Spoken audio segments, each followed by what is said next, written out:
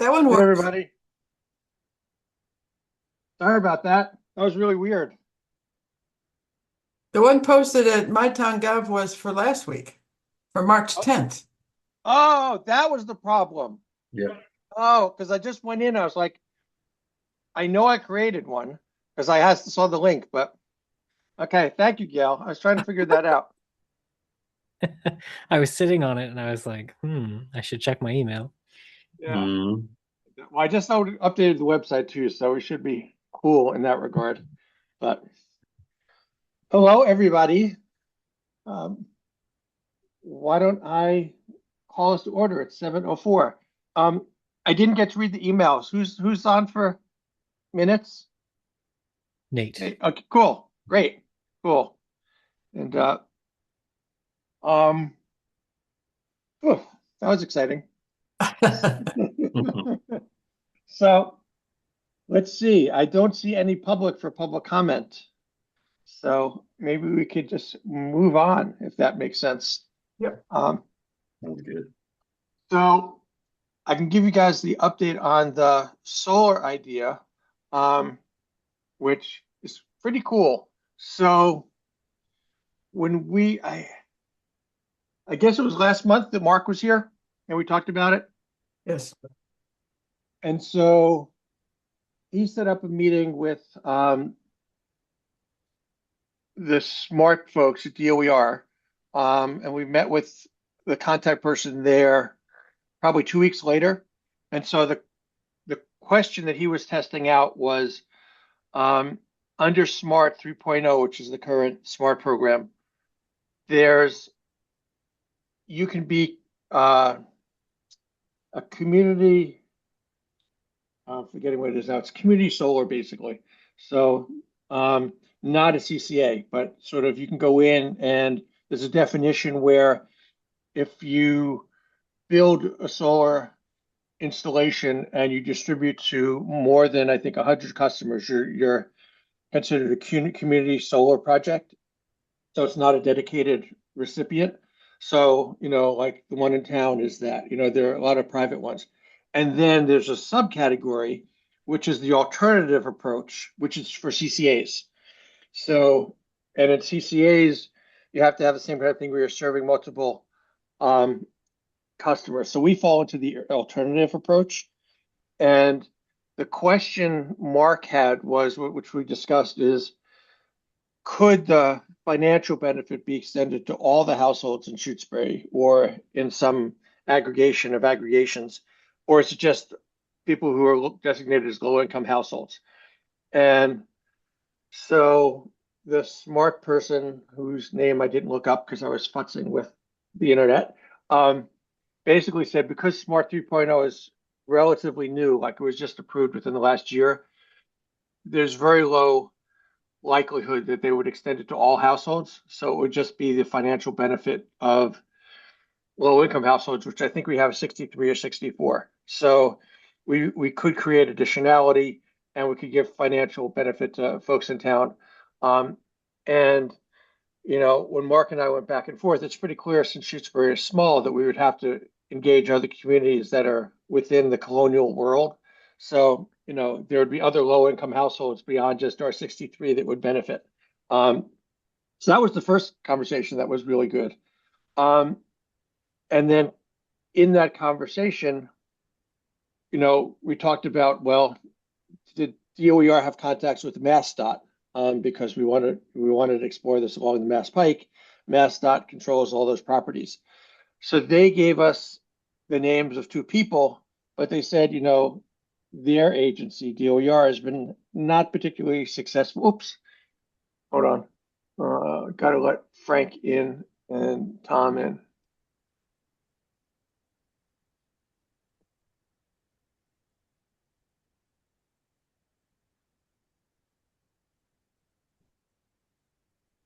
Hey, Frank. Hey, Tom. Hello. Did you already start? Yeah, I just was starting the first one just a little bit. We're like 3 minutes in because we had some Zoom Oh, um, okay. not goodness. Oh, Yeah, it we were, wasn't me. we experienced things too. I'm gonna go because I'm gonna go to FinCom at 7:15. But I was Okay. just seeing if either Frank or I could get in, and we both got in. Yeah. So You know the better party, right? You're gonna go to that party? actually, you're right. Should I just stay here? Good Well, it's good point. seeing you. Yeah. Okay. Regrets. Okay. So yeah.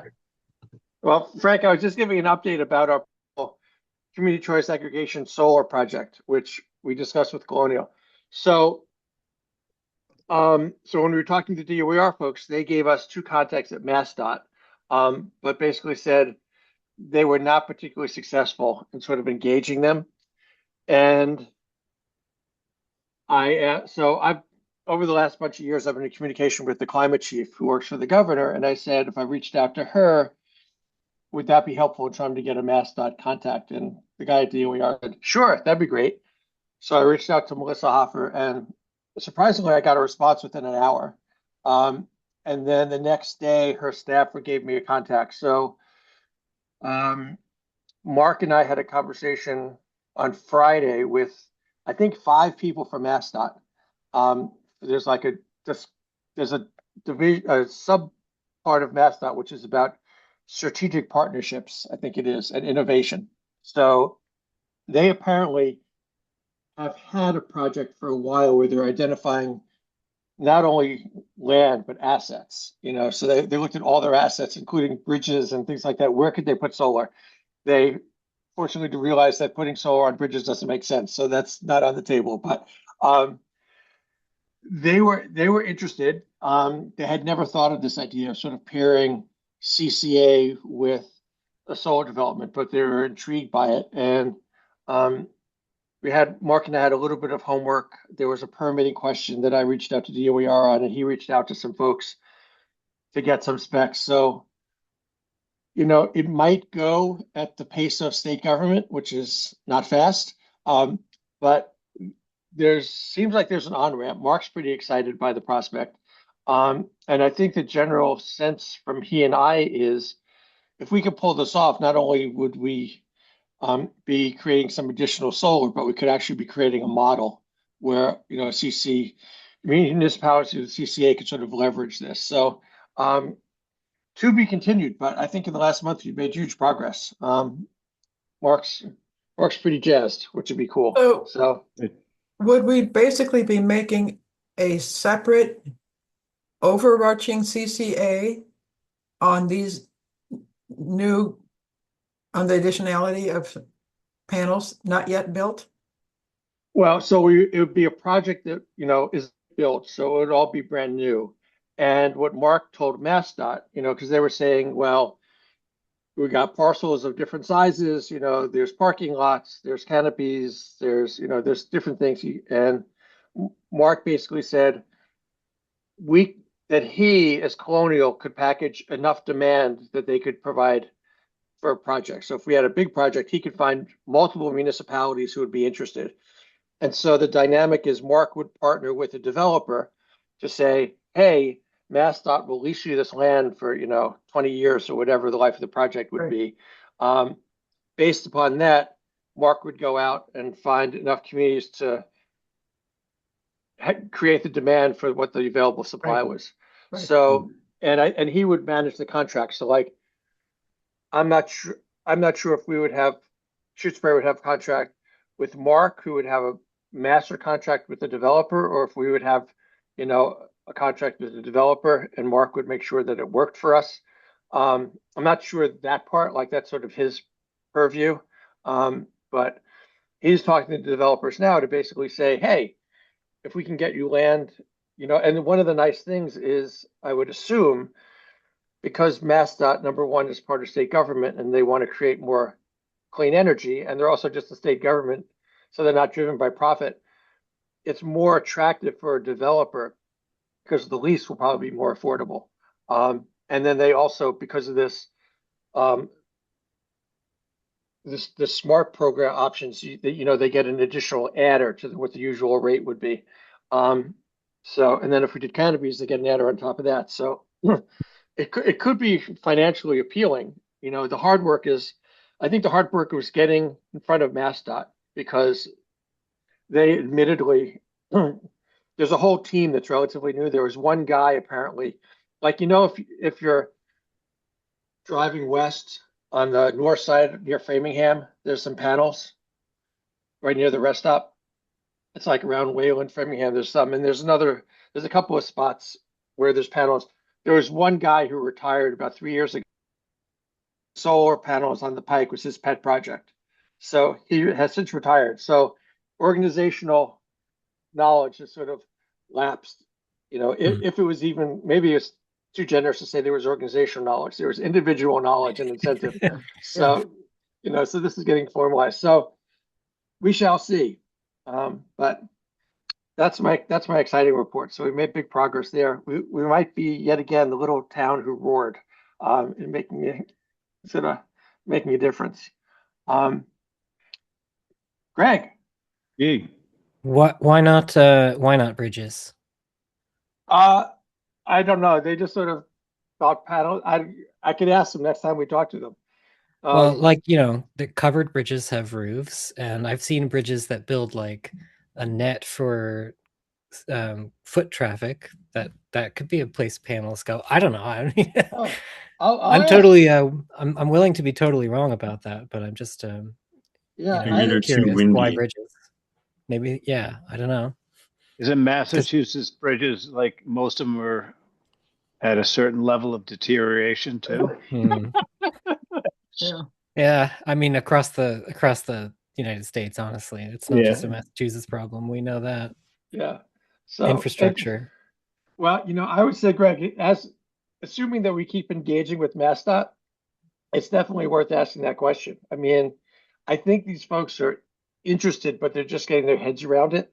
And they've got some mandates, so they're in the middle. Their Hey, assessment. could be a good excuse to get money to fix up bridges while they're at it. Oh, that's interesting. Just a thought.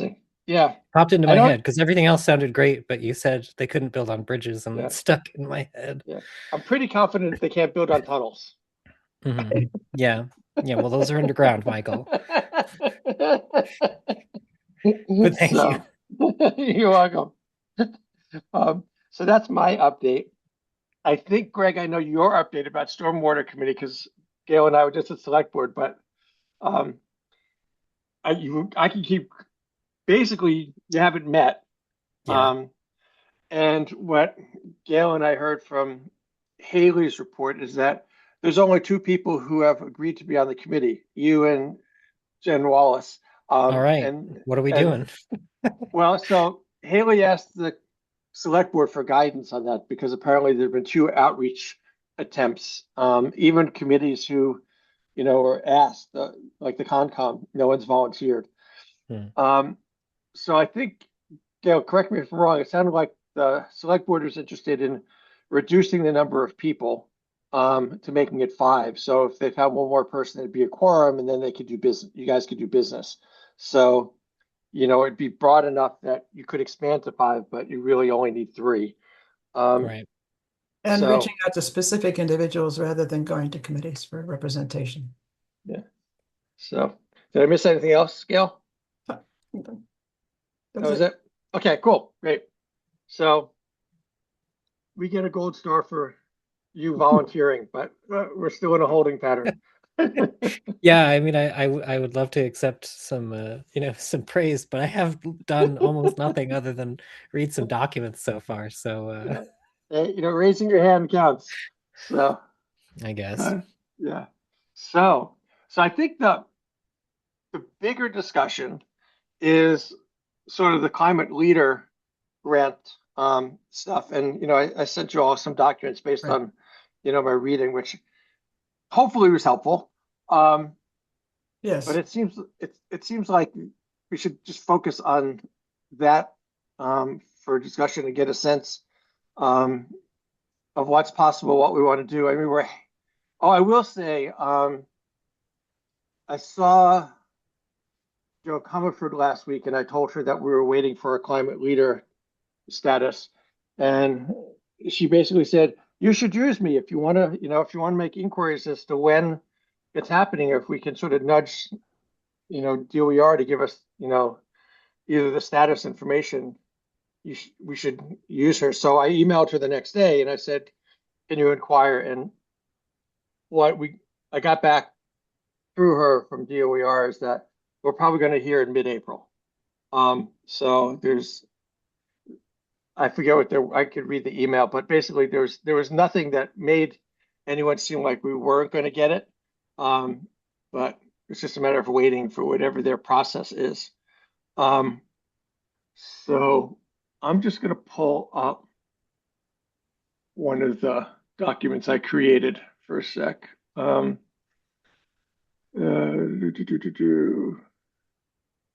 There's this one. And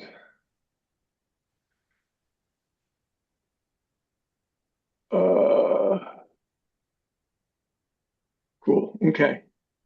So I figure can I just share these because I think it would be probably helpful for all of us. Yep. Okay. Okay.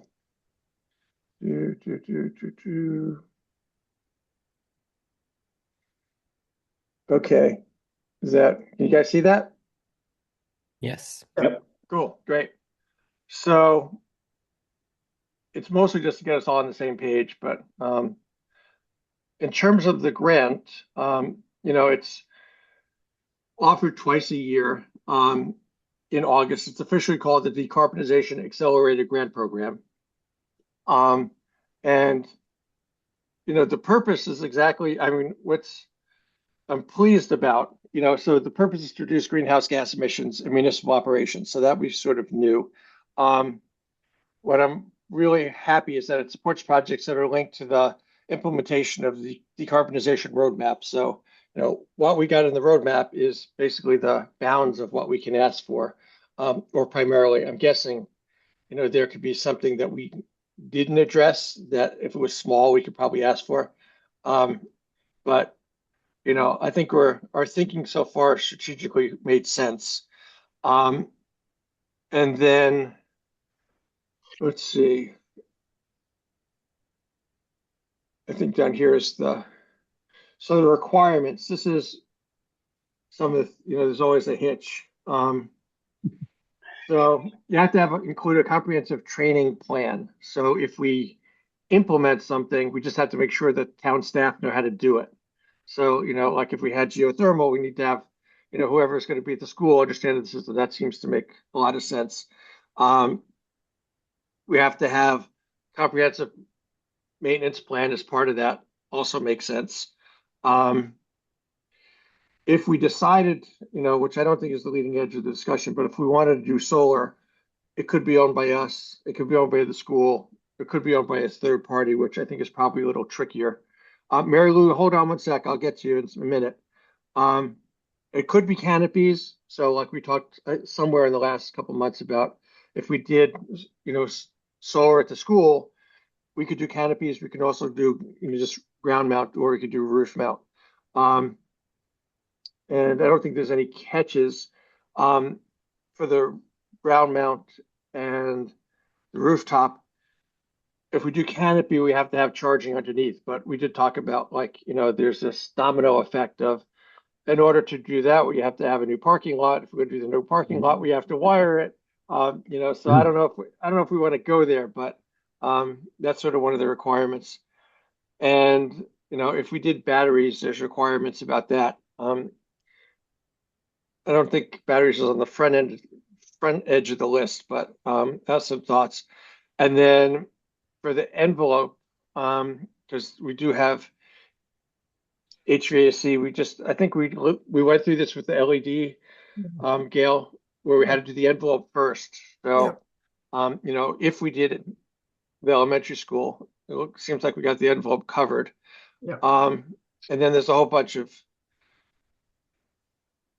how you get, so we're assessed by project viability and shovel readiness. We'd have to find out more about what projects that demonstrate a commitment of funds means. Energy reductions, I think we could demonstrate that. Greenhouse reductions, I think we could demonstrate that. and priority given to projects that limit or eliminate fossil fuels. So we could do that. So I think, we'd have to dig deeper, but I think the fact that the pool of applicants is smaller than it will be next year and the year after that makes us more competitive. And the hard part is just figuring out some of these things. There's a couple of other considerations, but Mary Lou disappeared. Oh well. So much for that question. I cruised through that, but does that sound right? Did I miss anything that you guys got from this document? But what does shovel readiness mean? That sounds ominous. My sense is that you have to have all your ducks in a row. So if Yeah. they gave us the money, we could start the project. I don't think it means shovel in the ground immediately, but we'd have to have. That's why I think having the conversation now for August is important. Because we're going to need, in order to apply, we're going to need documentation and spec work. But Know then what we're applying for yeah, and then we would, and being able to use it. yeah, and I think, like thinking about the library, like they had the architects identified from the planning process, I think, so we don't have to have the contractors, but we have to know some of this so that within 6 months to a year of starting construction is probably for a state project, probably shovel ready, not like 2 weeks or a month. Nate? Yeah, I think you definitely mentioned it in the email and might have mentioned it here, but municipalities can only apply for this like once, Yes. and you can have 10 $100,000 projects or $1 million project, but if you apply for one $500,000 project, you're kind of leaving $500,000 on the table, basically. Exactly. So, yeah. Okay. So, Yeah. but I thought the one bite at the apple part is important, and then the ability to pair multiple projects that you might want to undertake at different buildings. Like it just doesn't have to be one Yeah, I think one that's thing. yeah. I think, aside from like knowing that the universe is what's in the roadmap, I think that's exactly the strategy of like, okay, what do we want to cram into this $1 million ask that can be paired, that's prioritized?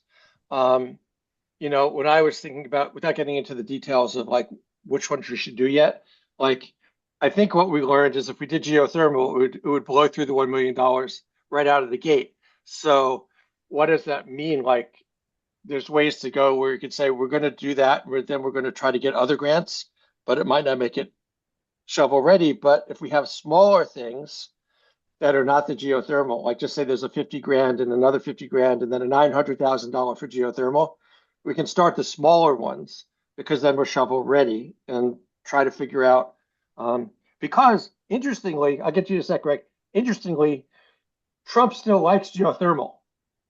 He doesn't like solar and he doesn't like wind, but he likes geothermal. So, who knew? Yeah. Today. Yeah. I don't think. Say?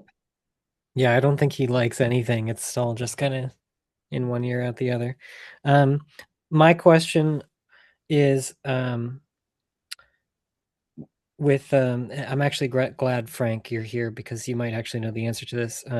What sort of like weatherization work has been done on the school already? Like how close is that building to like a HERS score of like a low HERS score or whatever? Like has that sort of evaluation been done on it? That's Hold that thought for a sec, because I just want to share this other thing and then we can jump into it because I think I sent this, but I'm not 100% sure. So if I didn't, I apologize. Okay, can you see this? Yep. Yes. Yeah. So when I went through the roadmap and basically took different sections, so shrinking lots of pages down to a couple. So the first one is, I think, is less important, but this is the emissions by building / function. So what I see in this is sort of if we wanted it to be competitive and also have an impact for the town, where are the priorities? So the elementary school is clearly the number one priority. And then you've got town hall at 19, and you've got the highway department at 12, and lesser degree, the fire station. Um, you know, Gail and I were just at the select board meeting. They were talking about the spear reuse. There's no plan there yet, but it seems like in terms of just straight out priority, we'd want to focus on the school, and maybe in this clustered approach that Nate, you were referring to, we could throw in some other stuff. And this is the event trigger grid that they gave us. So, I think this is where this is where I was jumping in with this. So it seems like the triggers, for the school lighting and HVAC. And I don't know, like I'll shut up in a second, but looking at just 2022 and 27 is probably the focus that we would want to have if we tie into that, roadmap. But Frank, do you know, like at this point, the envelope has been done, right, for the school? The envelope's been done, was updated last year. Yeah. Fiscal year 25. And so the envelope's been done, the roof is done. The HVAC, they have an air exchanger. I think that's what they're explaining. Everything else is baseboard in Yeah. that building. Yeah, this is what they put Okay, in the yeah. roadmap.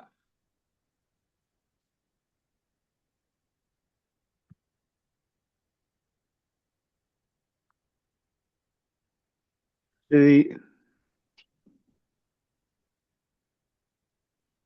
I read all this and I have to ask questions. They've also sent stuff for me to sign, also to get something else, but I can't do it without my committee. And we're meeting tomorrow. We're Oh. meeting tomorrow night. So This is the Mass Save people, right? yeah, the Mass Save people and everything else, Lindsay. So this is where but I remember the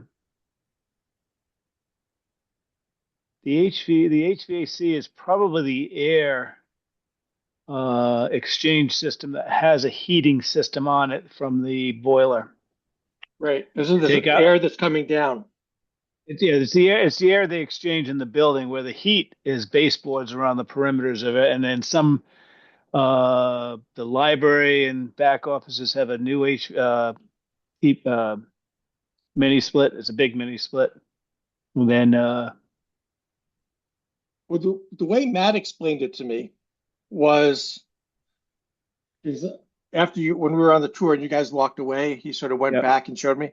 So the heating system, the technical heating system, is forced hot water baseboard, but that operates when no one's in the building and it's heated by oil. But the heating system that's functionally experienced by everybody when they're in the building is the heat exchange that he showed me comes through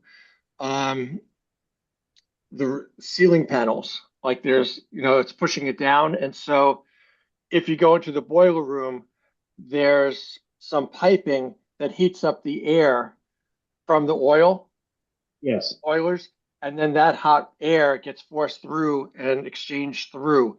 And so what Matt said is that the air exchange is in use when people are in the building, and it shuts off when people are not in the building. So it's really confusing in terms of what the quote unquote heating is of the building. But either way, it's from the oil burners, and now we have an oil problem that's getting exacerbated.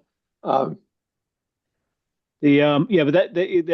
that heats that system's on when the building is in use, and when the air comes in at a certain temperature, below a certain temperature, that's when the heat kicks on. It doesn't cool it. It's just an air exchanger. Right. So that how much it heats. So in other words, the radiators still work, and the hot air blows, but I don't know how much that heats the whole school. I'll ask Jeff and Quackenbush. He knows a lot about those things tomorrow night. But They might blow warm air in, yes, but I don't know how much it heats the whole building because it's not a large system. It's a what, 5 by 5 by 5. Yeah. So Bizarre. Greg, Have did you that ever answer seen your? this system anywhere else, Frank? pardon? Have you seen this system anywhere else? This No, this is hodgepodge all. of, No, it's well, I've seen air exchangers, yes, and we've got one of the better air exchangers when we had COVID because we didn't have to update it 3 to 1, 5 to 1, whatever the ratio is. But the air exchange is very important in school areas and yeah, closed spaces. And baseboard heating is quite but it's not efficient. part of the heating system, really. I think it's in junction, but I think it just heats the cool air that's coming Yeah. in, and it does come out warm. But I think the main heating system is the baseboard. Yeah. More of part of the environment system overall. Yeah. Yeah. Yeah, So, I makes sense. mean, so this last set of charts is sort of what the roadmap put together by years, like I just took the for each one, sort of like the closer years. And so looking at the school, they're talking about lighting, which we're going to have a conversation about the school lighting next week, which I don't know if everyone was privy to, but I can circle back to that. Already HVAC. So I think just like to kick off the how do we do this question and what do we try to achieve? If money wasn't an issue, it seems like doing geothermal for the school out of the gate would make sense because it would heat and cool. We're coming to the end of the life of the oil burners. It would replace that. Yeah. It's just that we can't, even with the $1 million grant, we won't be able to pay for it. So it's sort of how to and I don't think we necessarily have good pricing unless Nate, you got some good information. So it's pricing that out and then knowing we're not going to be able to pay for the whole thing. So do we want to do a little bit of mix and match? Like just as an example, if we did the highway department, just because we're on the screen, weatherization would be cheaper. So could we check off weatherization and try to do geothermal, knowing we'd have to get somewhere else to pay off the whole amount? But Frank? Yeah. Talking with Jeff Quackenbush, the big thing about the geothermal is having an engineering study to see if we can even do it in that area. Yeah. And so that's going to be $50,000. Yeah, because I've Same amount of engineering we would do to relocate the oil tank, by the way. So the engineering study would see where what the water is down there, what the is there bedrock, all these things. Yeah. And then they'll come up with it, if they had, if there's drilling involved. So that's the thing that they'll come in and do all these test drills. So we can talk geothermal, but the site might not accept geothermal. Or we'll have to fill in a lower field and bring up, 20 feet or 30 feet of gravel to make it work. Yeah. It's, So We need to do that first anyway. ground air source heat pumps, right? Yep. That's the option they were looking at. yeah. Gail, what were you saying? Then we'd have to do that evaluation first. Is it even plausible? Yeah, I think that's what Frank's saying. I mean, what I've been sort of thinking about just in the last couple of days since the oil leak at the school is that, what Haley communicated to the select board tonight was that, it was a leak of the gaskets. And so it wasn't like a major leak. And so her assessment was having more regular maintenance to make sure that the gaskets are not leaking. It's separate from the age of the oil burners. But it sort of elevates the awareness that we have an aging system and we're going to have to do more maintenance. So in that context, I mean, our town finances are terrible, but that's, true everywhere. But if we're going to start entertaining capital expenses, to deal with, one, I would assume, Frank, you can tell me if I'm wrong, but I would assume that in the next year, 2, 3 at the most, the town would want a strategy for how do we replace the oil burners before they crap out. Right? That's okay. Well, that's the other thing. The oil burners, Bob Groves is frugal. For all you don't know who Bob is, he was the chair of the last buildings committee before the current new revised buildings committee. And at one point, the school wanted to replace all the boilers, and we hired an engineer. And I'd have to look up a name. And he came and looked at everything, and he said, "They don't make boilers like that anymore. They'll last another 50 years.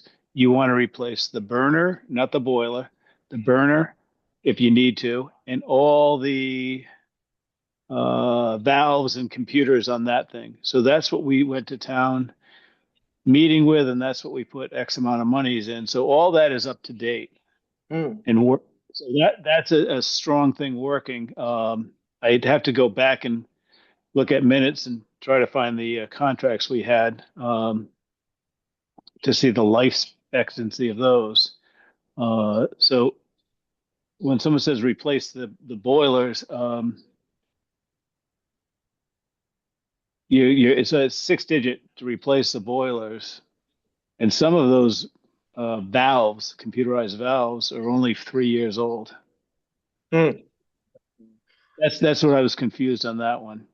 Yeah. And I'll let everyone else. The wild card here is till Mass DEP writes us off. We don't know where we are with this oil leak. This is not over till they sign off. So there's a lot of wild cards still coming up. And the one side is if they test the water around the tank and there's no hydrocarbons, we're great. We can do the longer term and figure out how to address the tank. If there's high hydrocarbons, oil, they're going to make us take the tank out. And then, hopefully that nothing leaked in there. And then what they'll do is they'll test how many feet away from it. Right, So- it's the fire station all over again. That's hopefully not as bad. Correct. Oh, Yeah. geez. This is where I was supposed to go into capital. I went into capital planning today with a plan to hire, spend money on an engineering study for this.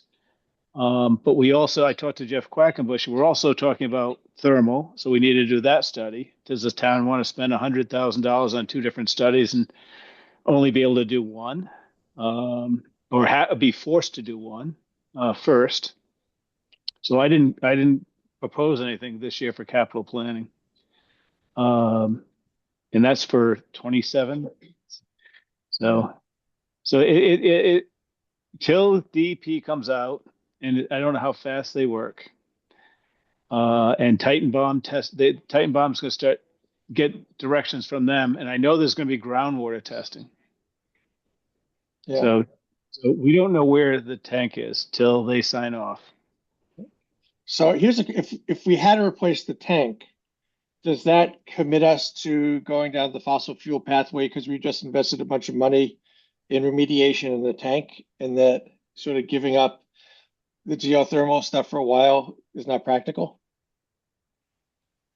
If we're forced to replace the tank, it's going to be about $400,000 or $500,000.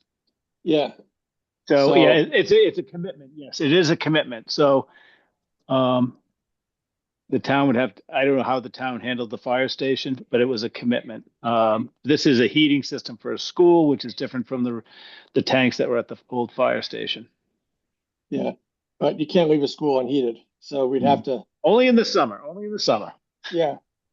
So I mean, because I think part of this is it's such a moving target, I mean, if we spend $400,000 or $500,000 to replace a tank, it makes no sense to then say, oh, we're gonna, change it all in the very near term. Like we sort of committed, especially like you were saying, if the boilers are fine and it's really if the burners and electronics are fine, because they're relatively new, and then we have a brand new tank, even if we don't want to be committed to fossil fuel, it seems like we're financially committed to fossil fuel. So For 24 more years till 2050. So you've got 24 more years to change that over. Is that one way of looking at it? yeah, I think so. And I mean, they did the roadmap at a point in time, which is, 6+ months ago. So none of this was happening. Greg? Is this like, you know, I, I don't know. I don't know what the right way to just frame this is, but this seems like, exigent circumstances, right? Like nobody could have foreseen this leak happening. So if we're forced to replace the tank because of the leak, I guess that like precedes any attempt to do even like an engineering study to look at geothermal before that or anything like that. Like what sort of timeline is enforced on us there? Is it like fix it immediately, or could we potentially decide to do some more radical shift and just see if we can get it covered? I'm just kind of grasping.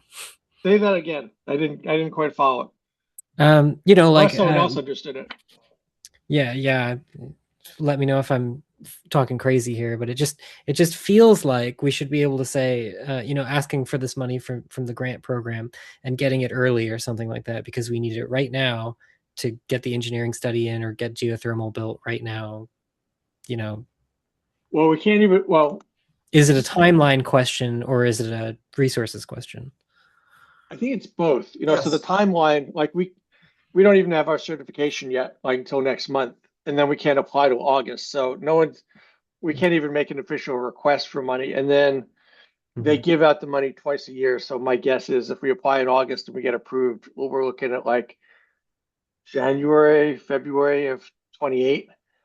So, and that's getting the money. So in between, we might do the work, but definitely from a Yeah. practical perspective, if we had Well, to that's why I'm replace the thinking tank, about it as like again, like more of like an emergency situation because spending $400,000 or $500,000 on a tank and locking the town in for decades on fossil fuel is yeah, not a good thing for anyone except the fossil fuel companies. yeah. So Well, it is,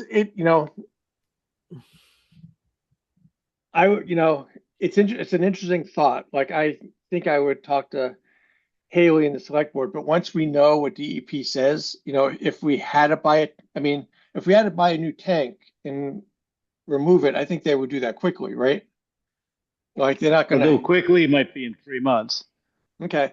Yeah, I mean, So, once they do that, they'll start testing and see how bad the leak is. It might not be that bad. To answer Greg's connection, let's say they find no hydrocarbons and we're fine. We keep the tank. The tank has a life expectancy. We can do the maintenance on the pump vault where the leak occurred, and with a long-term approach, look at geothermal and spend the 50. mhm. That's scenario one. Yep. Okay. Scenario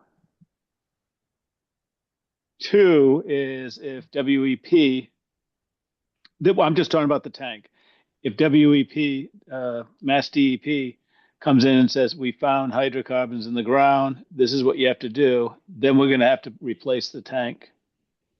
And I don't see any other way. We have to take the tank out of the ground. Let's put it that way. We're going to have to take the tank out of the ground. How we replace that, we can look at. Titan Bomb did an in-ground tank because they're so much safer and they have alarms. And this one has alarms, but they haven't worked in 20 years or 17 years. I haven't gone that back. For some reason, they were never fixed.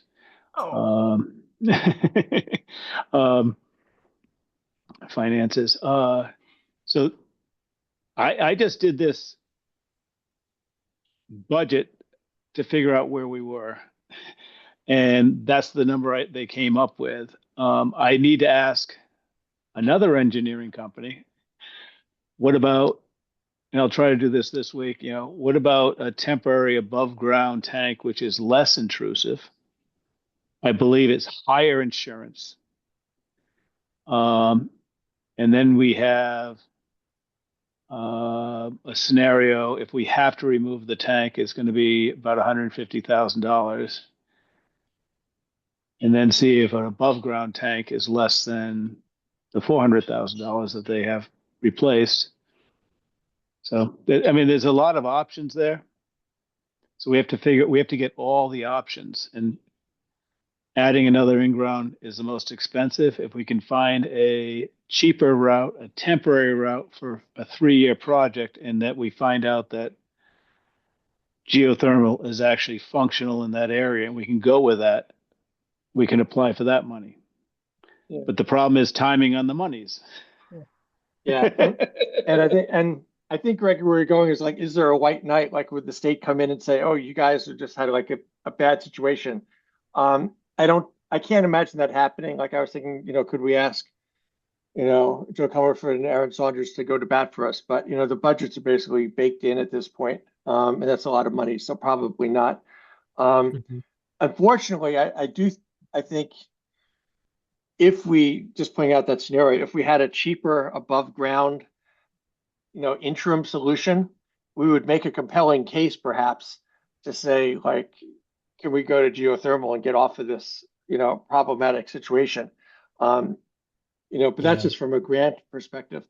Well, I do. if we have to fix the tank, then it's going to cost us money anyway we look at it. So Yeah. So I wanted, Gail. I'm wondering though, we've had plenty of wells drug around here by, oh, I've forgotten the name of the one company. There's one big company. Surely they know literally the landscape in that neighborhood. What is the rock ledge? What is this? How deep would we have to drill to get to water sufficient to maintain a geothermal system and That's a get good some point. kind of rough. I mean, if we find out even at a first cursory look that it's impossible, we can shelve it. But if find out if we're foreclosed, I guess that's and without doing a real detailed system analysis of what it would take to do it, find out first, is it even feasible? Is it possible, given the strata and aquifers that we have in that area? And the people who drill around here should be able to answer some of those questions, I should think. Yeah, it's a good thought. I mean, we could try and figure out who that company is that you mentioned and call around. Right. Well, just they might be able, residential and commercial geothermals, I believe, are dramatically different. And depending on the size of ours, I think we'll need multiple wellheads. Yeah. And if that doesn't work, the other one is, burying on, the tubing using the water we have there Yeah. on site and burying it so many feet underground to get the Right. same effect. That's a more expensive, I believe. Yeah. So it's all doable, but to go off of residential, I agree with you. It'd be fun to hear, because it's also the impact on where's the impact on the area and the other wells. I'm sure that has something to do with their calculations. How close are the residentials that have artesian wells? Yeah. And they might not have to go down that far to get water there, so they might have plenty of water. It might be a big aquifer there that we don't have to worry about that. But I know there's multiple wells for a commercial project. Yeah. Well, But they're multiple for residential too. I mean, it's exponential. That's what I'm saying, because Yeah. we have two huge boilers compared to a small residential boiler. So I'm going to shift this for a moment. So if we assume, given all this complexity, like we shouldn't, ask for geothermal, if we decide we want to, I mean, we don't have to apply in August. We can wait for the next 6-month period, whenever that is, and, late fall. But looking at this trigger chart, I mean, if we just said, okay, we're just going to do straight on fixing the tank and commit to fossil fuels one way or another, but we still want to have high impact in terms of decarbonization, using the $1 million. It looks like, aside from the school, we could achieve, insulation and HVAC and the roof at the highway department, which would make it solar ready. We could do insulation at the fire department. I mean, it seems like we could probably insulate the Spear, but if we're going to because it sounds like from today's conversation, whatever we do, it's going to be internal construction, not like new walls or anything. So you could probably do the envelope. I don't know about HVAC. So we could probably cover all, with $1 million, I'm guessing we could probably cover the remaining 3 buildings, but we'd probably leave money on the table. To Nate's earlier point is my hunch, not knowing any figures, but these don't seem daunting. Gail, Frank, do you know the stability of the front-facing roof of the highway department, for instance? Is it weight-bearing, sustainable for solar panels? I think that's the newest of the roofs. I know the ones in the back aren't safe. I don't know the gauge, and I'd have to ask. I can ask tomorrow night. I don't know that answer, but I know it's the newest of the roofs there. Right. But that And the was something- structure on the inside has the metal beam. So, and solar panels aren't weighty, are they? They're fairly light. No, because I guess what I'm thinking about is if we, just as a hypothetical, if we didn't go down the geothermal route, which is both complicated and expensive, how much of this other stuff could we check off? Because again, like the grant will pay for stuff that's in the roadmap, and there might be some little things, but it would move us forward. Yeah. So, and I don't think we're going to solve the strategy tonight, but I think my thinking is there's a lot of unknowns. We don't really know the strategy, and then whatever we actually, if we had clarity like tomorrow, we then have to sort of get some specs. Like one of the questions I wanted to ask you, Frank, was assuming we have to get documentation, do you think the Mass Save people who went to all the buildings and are now looking at the spear, would they be people we could tap because they have been to town? Like we could say, hey, we want to do this. Can you run numbers and tech specs or whatever for us? Like, as opposed to starting a new relationship, since they're a private company who does Mass Save, but they have the capacity. Right. Yep.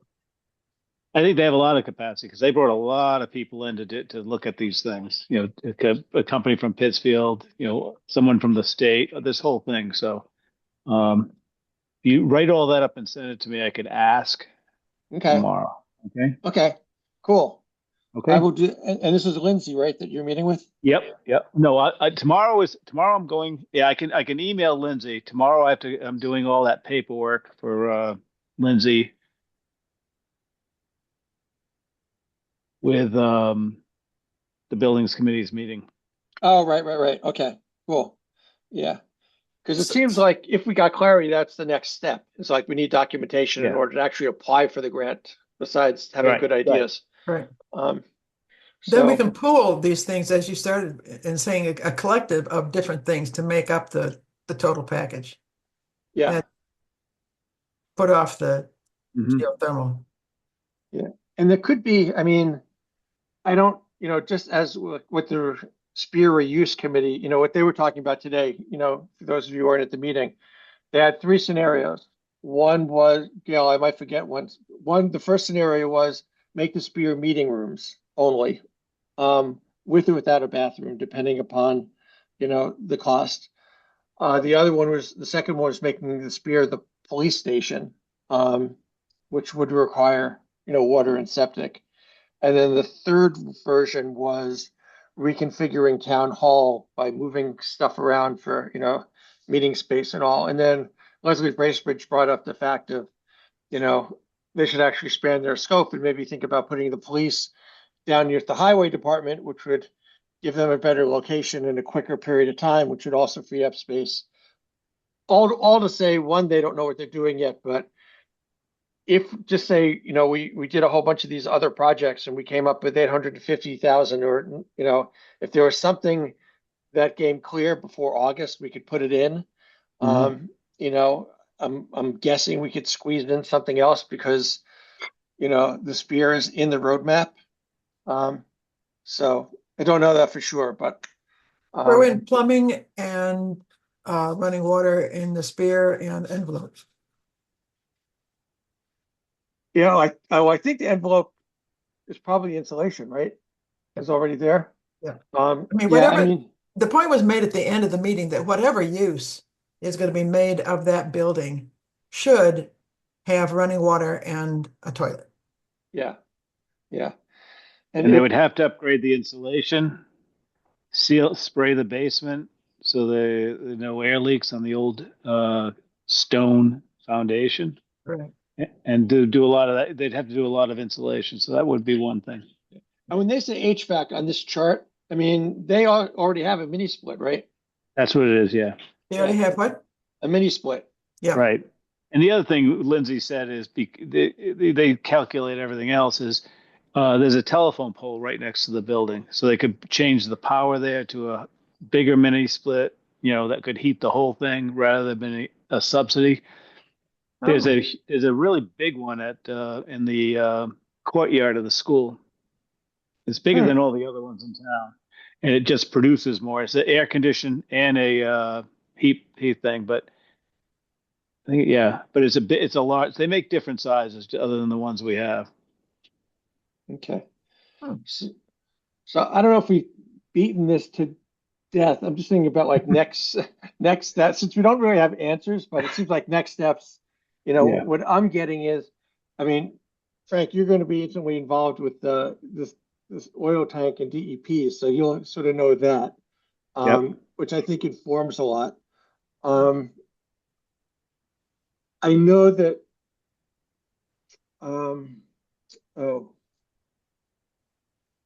who's on your committee again?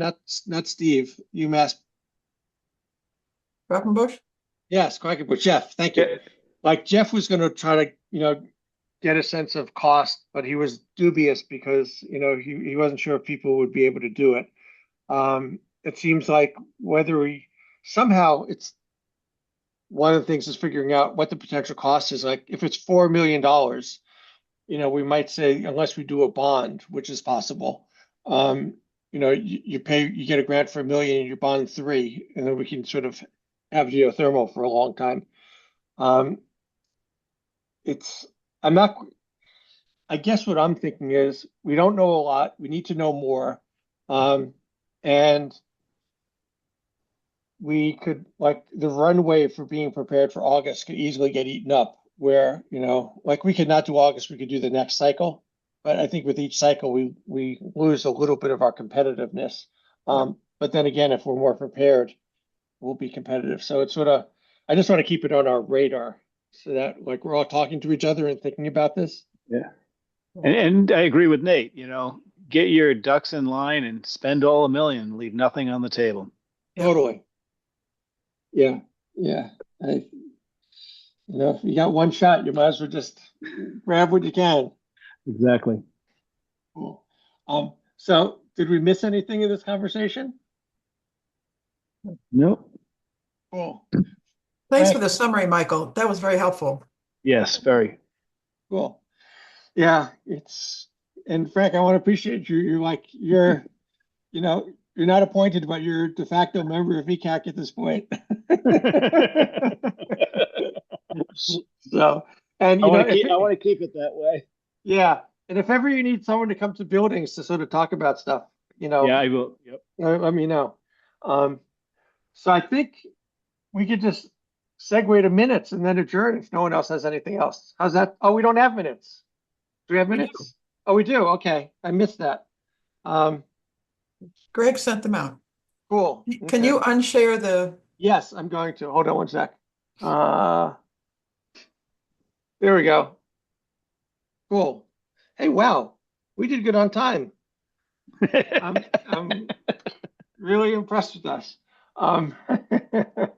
So, okay, someone want to move to approve the minutes? Because I don't have the date in front of me.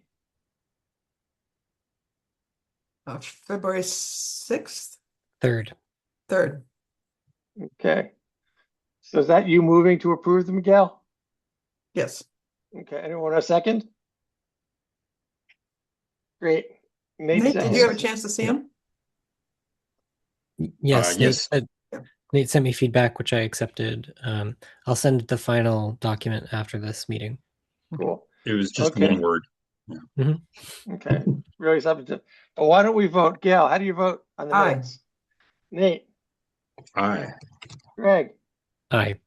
and I will abstain because I didn't read them, but I'm sure they were terrific. So minutes Thanks. are approved. In terms of next meeting dates, the two that seemed likely was April 7th or April 14th. Does anyone have any strong opinions?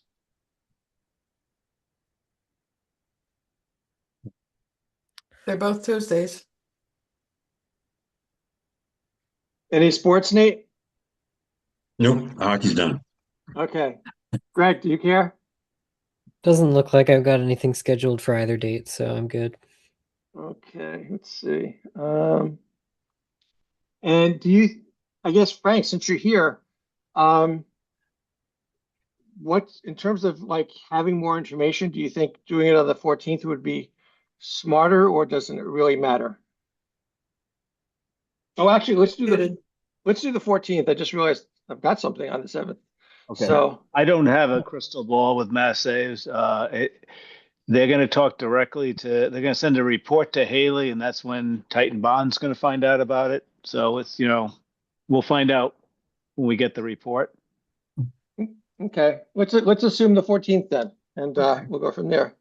So, well, this was a lot of conversation, not a lot of clarity, but good information exchange. So, It was solidifying though. I mean, we identified some soft spots and we identified a general frame. yeah, I think so.